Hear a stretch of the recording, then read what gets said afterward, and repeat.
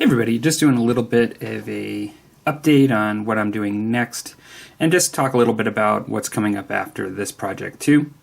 And so I've got a little bit of a production line, which I try not to do too much project management and what I'm going to be doing next. I try to paint for fun and just what I want to do, but also as things build up and as I sometimes forget even what I want to paint. Sometimes I lose touch with what I want to paint because I have so much stuff that I've purchased and stuff gets hidden away and obscured. And I've started to create a little shelf of things that are my priority list for the future. And I have some Infinity stuff and some historical stuff on it. And so now that I've done a couple of units of French-Indian War, I wanted to do a little of this. And so I'll talk about this in a bit more detail and show some more close-ups of these. After this, I suspect that Rusty and I will be announcing doing some Old Hammer painting in April. And so I'm hoping to finish this before then. I think I technically have plenty of time, but I'm a bit of a slow painter. And then I think before I get involved with other projects after the Old Hammer Painting Challenge, I'm going to do a unit of provincials for French-Indian War. And so I'll likely do that. But yeah, that's kind of, I'll announce what I'm doing for the Old Hammer Painting project next when we do a video for that, or as Rusty and I do videos. So with this one here, these are the Ariadne for Infinity, and so these guys in the back are kind of extensions of some of the stuff that I've already done. I've never done I think they're paratroopers, airborne. So I'll talk about some of the ones in the back later, but I'm just going to show the ones that I wanted to paint first, and my sort of impetus is these came with a starter set for Ariadne, and I really didn't get into these. These are really nice models. I didn't really get into these initially when painting my Ariadne. I kind of waited on motorcycles because I just wanted to get some infantry to play the game. I ended up printing some cacti on my 3D printer and sizing them a bit to have on the base because I thought a little bit of a Western theme would look good with these guys. And because that's kind of they're Desperados is the name of them. And so I have some little, get something to point here, I have some little cactus here and then sort of a typical cactus there. This is one of my favorite of the two. I just like the pose of him on one leg and shooting the shotgun, and he looks kind of like a biker type. The bike, it wasn't too bad to build. It has a number of pieces, and it is metal. This piece here really only has one point of contact. That was really the hardest part to build. It has one point in here, so if you don't glue it and get it size to fit just right, it kind of sags, and it's a bit of a pain. But beyond that, it was fine. I really do like the bikes themselves are the same chassis, but they have some different attachments. They have a different front end and a different. This guy's got a bit of a back, like a pack on the back, and so it makes the bikes look considerably different. But they are actually, the basic frame is the same. It's the front end that makes it look most different, I think.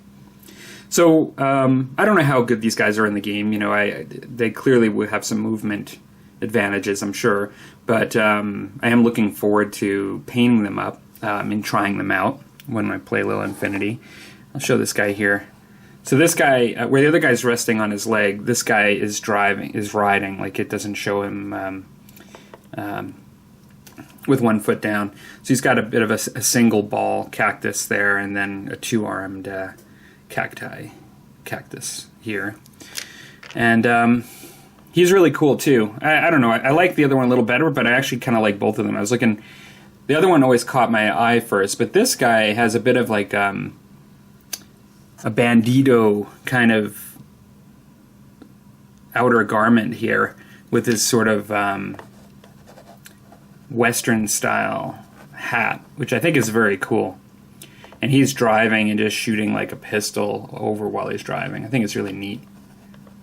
They're really great miniatures. I do actually have another motorcycle miniature, but it's not a Desperado. And so I didn't throw that in with this grouping. But yeah, I'm looking forward to painting these up. Lots of intricate stuff on these to paint. And so I'll just show the other ones real quick that I'm doing too, the single miniatures. This one here is a Foxtrot Ranger. So another boarding shotgun.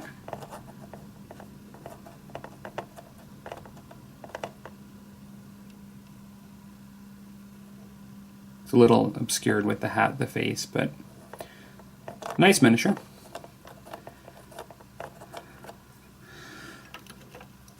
This one here is what they call, I believe, a hard case.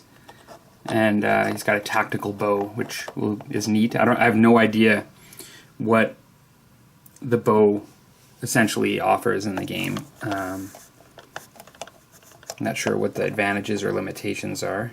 I'm assuming that there may be some limitations compared to firepower, but I don't really know.